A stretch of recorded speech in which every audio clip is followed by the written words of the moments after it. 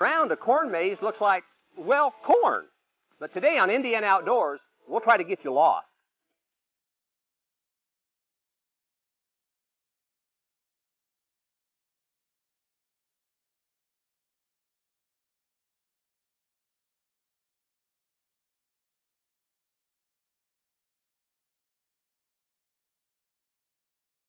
Welcome to Indiana Outdoors. I'm Don Van Meter. And I'm Jill Ditmire, and today we are at the S&H Campground near Greenfield, Indiana, where we are checking out the Poppin' Corn Maze. Yes, and we're not speaking about M-A-I-Z-E, another word for corn, but rather M-A-Z-E, as in labyrinth. But before we get lost, we have a story for you about mountain biking that'll make you want to strap your helmet on. You know, you wouldn't think in Indiana with no mountains that there wouldn't be much interest in mountain biking. But don't tell that to members of the Hoosier Mountain Bike Association.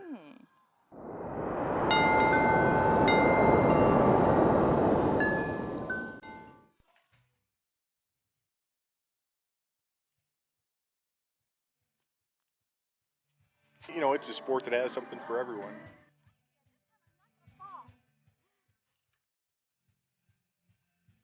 And I like it. It's good. It's good adrenaline boost on the downhills.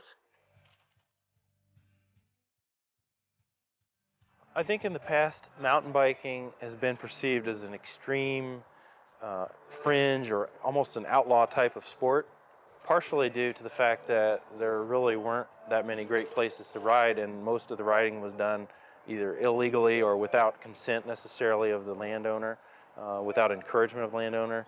And I believe that Indy Parks, in their vision to open Town Run Trail Park, saw that as a legitimate sport out west, and they saw that it was a legitimate need. So they actually actively promoted that activity at Town Run.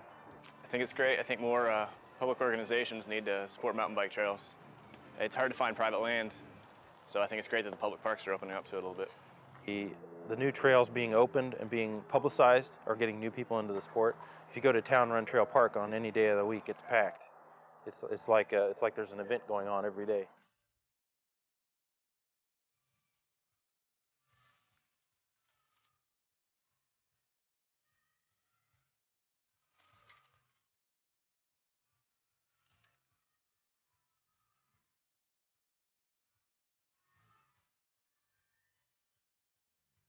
I think participants in the sport of mountain biking need to realize that in general, no one is going to build and maintain the trails for them. It's up to them. The Hoosier Mountain Bike Association, we came up with a slogan that there is no they in trail building, meaning they should build more trails in Indiana. There really is no they, it's us. It's up to us, the riders, to do that. We have to go out and maintain our trails to keep them open and to show that we are responsible enough to to build new trails and to leave trails open to us, as well as like horses and motorcycles to a certain extent, hikers. A lot of it has to do with trail access.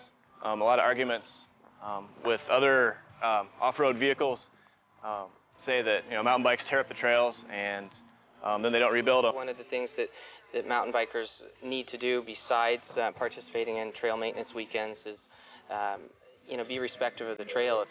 If the trail's really muddy because it rained a lot, you shouldn't go out and ride on the trail because you're going to be damaging the trail. I think that Indiana has a lot to offer as far as the technical features on the trail, because the trail builders tend to get creative when there's not a mountain to go up. The trail builder will add technical features to the trail, and technical meaning short, steep up and downs, tight turns, rocks, roots, logs to go over, things like that. And most mountain bike trails, honestly, are used on lands that are not easily developable for something else, and that often means that they have a lot of ravines and difficult terrain to develop on, so they're actually very good for mountain biking.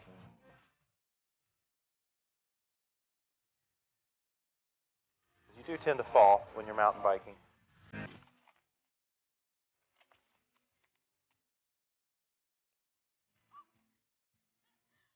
Always wear a helmet and always wear gloves.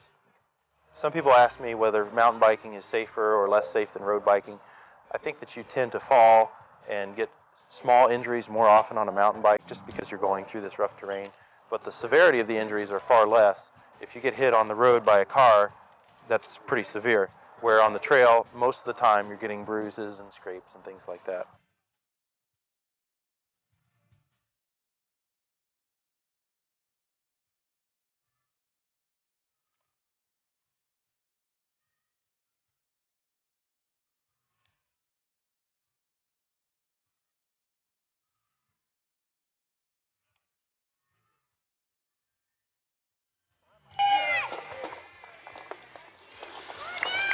Yeah, it is definitely becoming a family sport, and I think it's actually evolving in a way from that outlaw,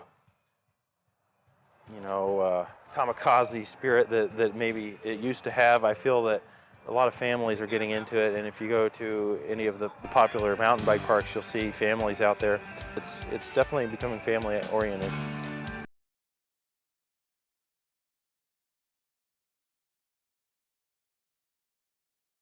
I like just being in the woods, so for me it's a nature thing.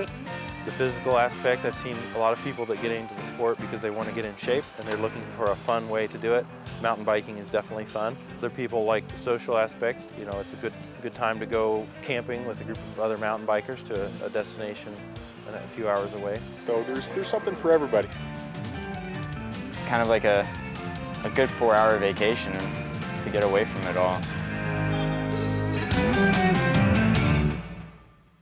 For more information on the Hoosier Mountain Bike Association, check out hmba.org. Well, up next, we're going to take you to a place that has over 100 acres dedicated to growing pumpkins. This southern Indiana business allows families to come out and pick out their very own pumpkins in the field. We visited our friends at Huber Orchard in beautiful Starlight, Indiana.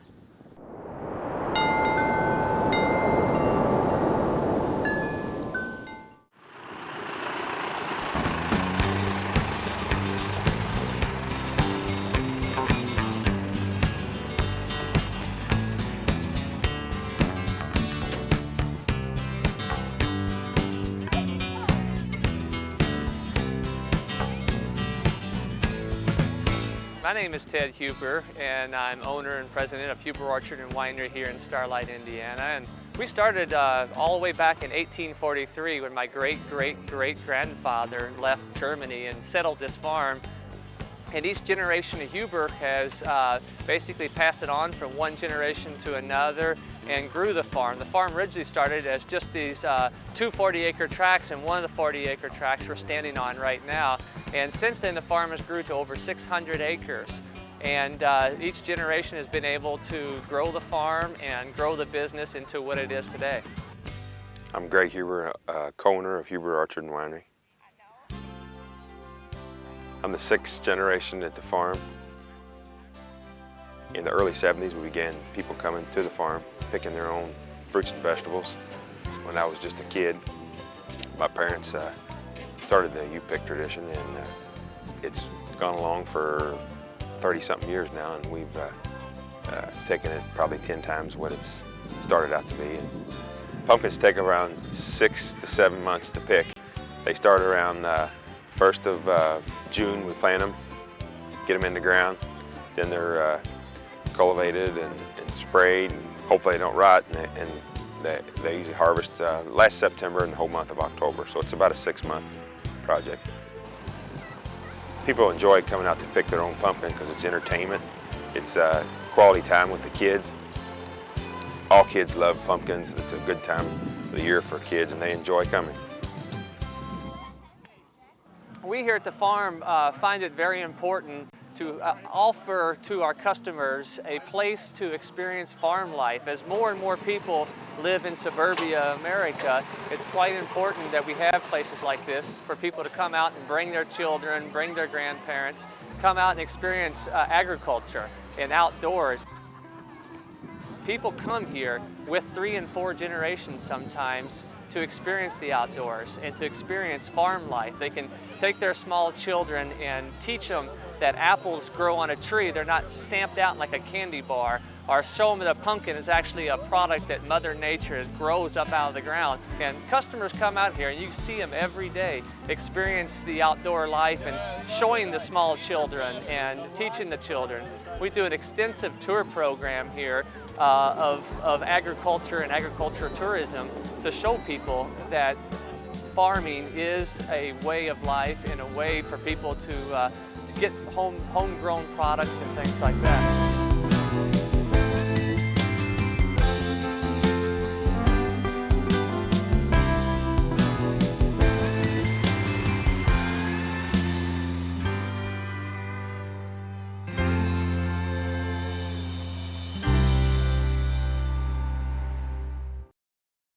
There's plenty of pumpkins around here too, but we're here to see the corn maze at S&H Campgrounds. And with us is Judy Weedman, who's going to tell us a little bit about the maze.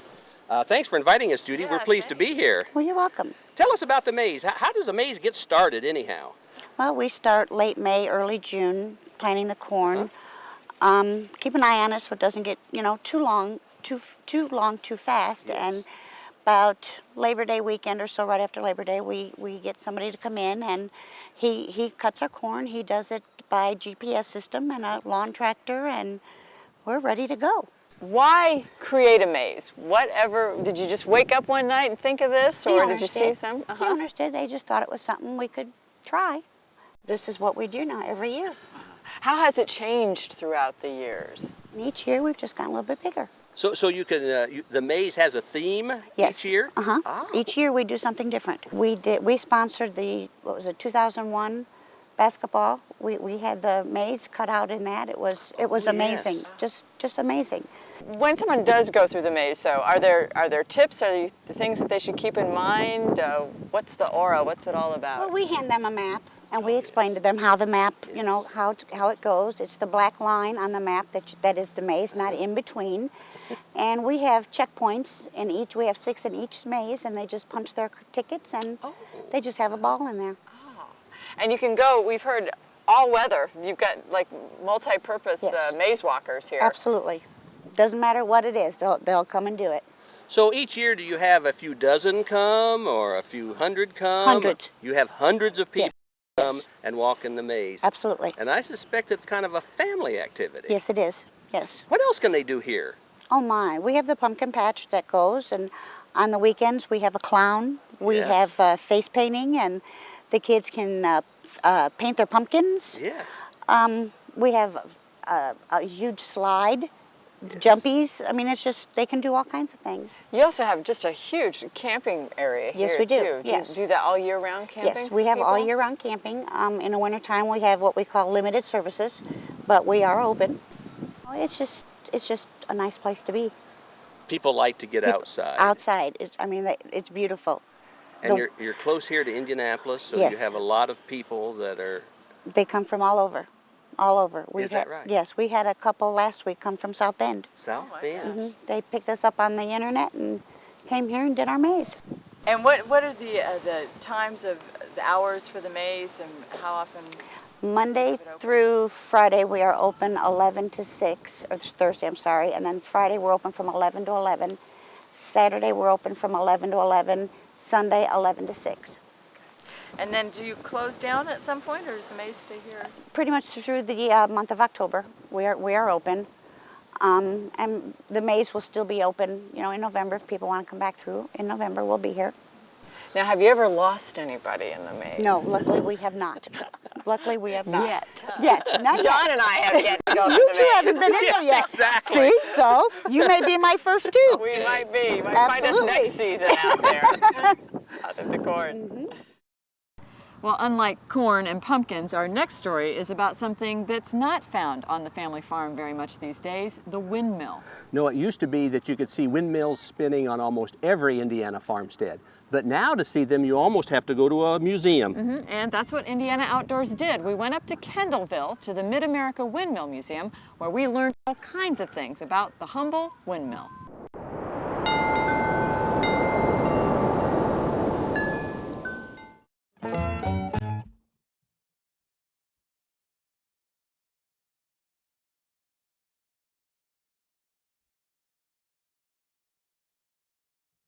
The windmill was a tremendous, tremendous invention. All you did was put her into the wind and let her go. Windmills were a very vital part of the settlement of the heartlands and the Great Plains.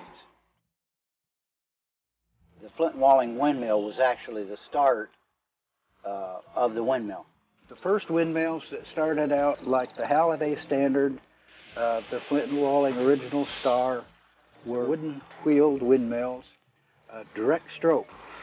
Then they went to an open geared windmill. Then in the mid-1920s, they went to a running oil or a self-oiling windmill.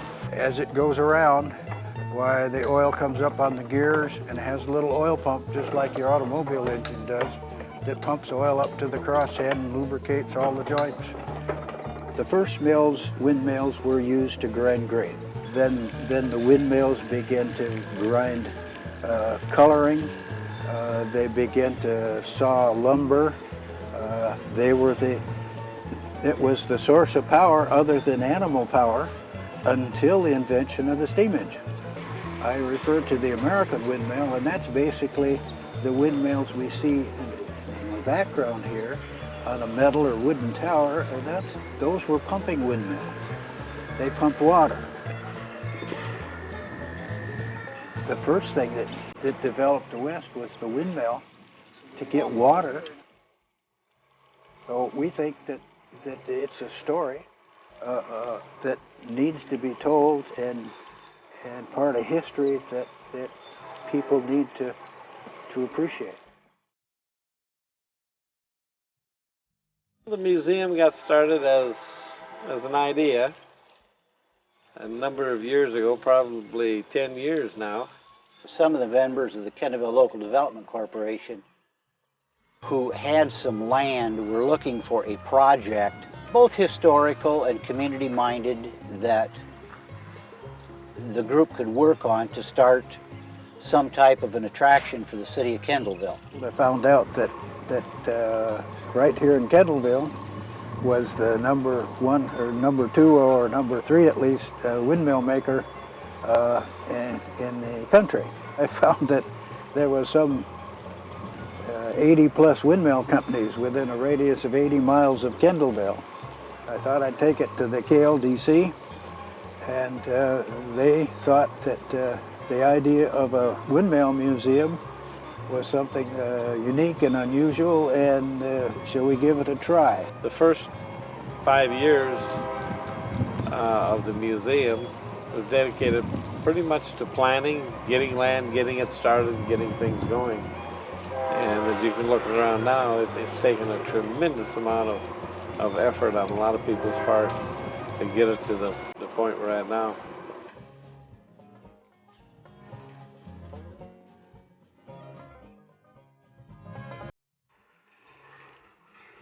The windmills that we have acquired through virtually every avenue.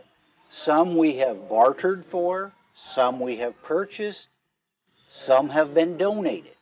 The big one by the barn came from south of town, about 6 miles. This one standing right in back of me came from Meade, Kansas.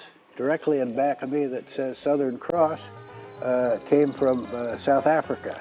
The windmills that are up, there's I believe 49 windmills that have been reconditioned, and all of them that are reconditioned are in as close to the original condition as we could make them. Most of our windmills that we get are pretty much basket cases. A lot of rust, a lot of bullet holes, a lot of frozen up parts. We've had windmills that are absolutely almost unrecognizable because there's nothing there other than one piece of wood or something. I would say that the windmills that we get are in the very best shape will take a minimum of 100 man-hours. The oldest windmill we have is the Halliday Standard windmill that's in the barn. It's one of the few Halliday Standards that exist, and it was the beginning of the American farm windmill. The most unique windmill we have probably is the old post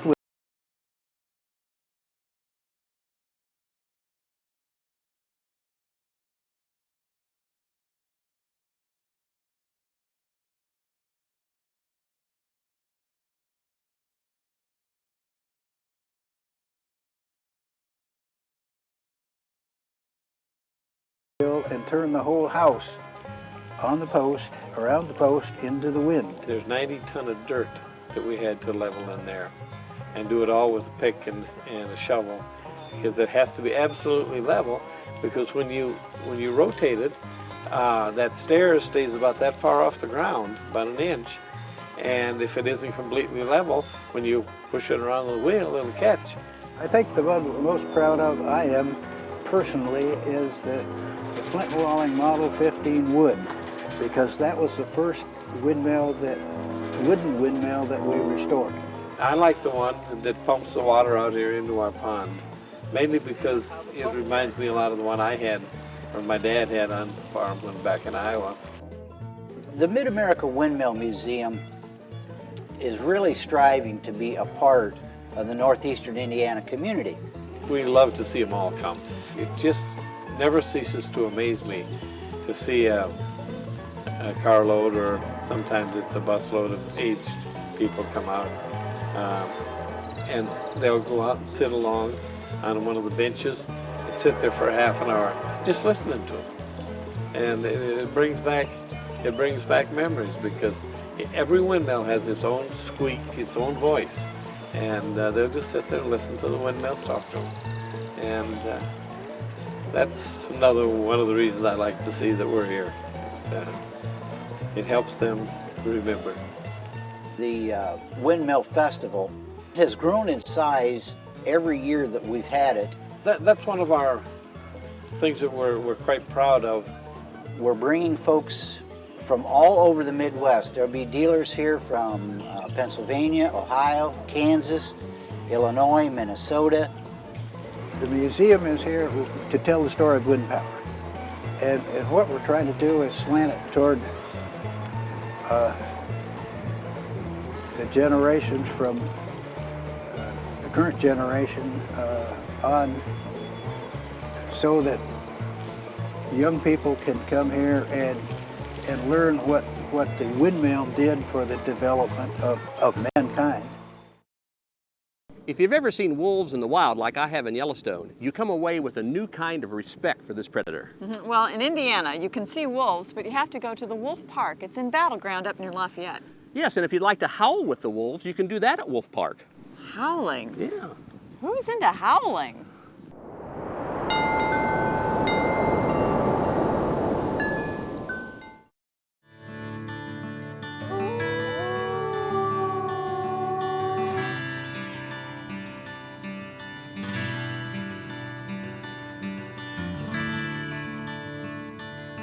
Wolf Park was started in 1972.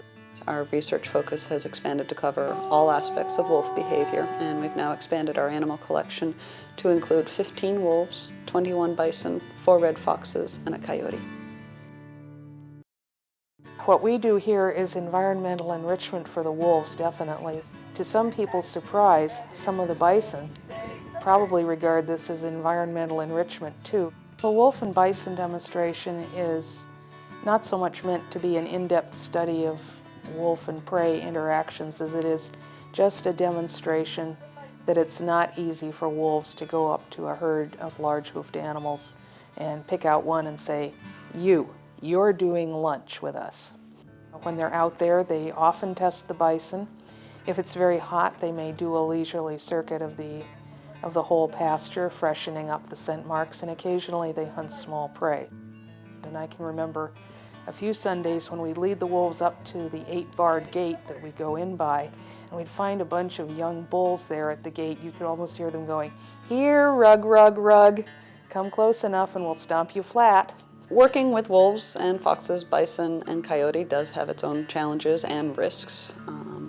When we're going in and interacting with the wolves, we're very cautious and very aware. We're very careful about bringing new staff and bringing in sponsors. Wolves out in the wild have a very natural, very strong fear of people and avoid people at all costs. By socializing with them, we've managed to insinuate ourselves into their day-to-day life and routine, and they look forward to visits from us. They look forward to seeing new people. They look forward to the audience sitting on the bleachers. They watch the people as much as the people are watching them.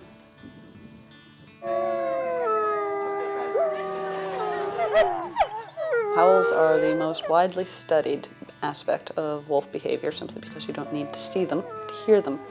Howling is one of the ways they mark their territory. It's one of the ways they call the pack back together. It's one of the ways they can look for a prospective mate during the breeding season. And sometimes I think they just like to hear them themselves. For more information on howling with the wolves, you can visit their website at wolfpark.org. Well, that's our show for today. We want to thank all the folks at Poppin' Corn Maze for their hospitality. Jill, let's go into the corn maze and howl. Sounds All good. right. Here we go. Oh!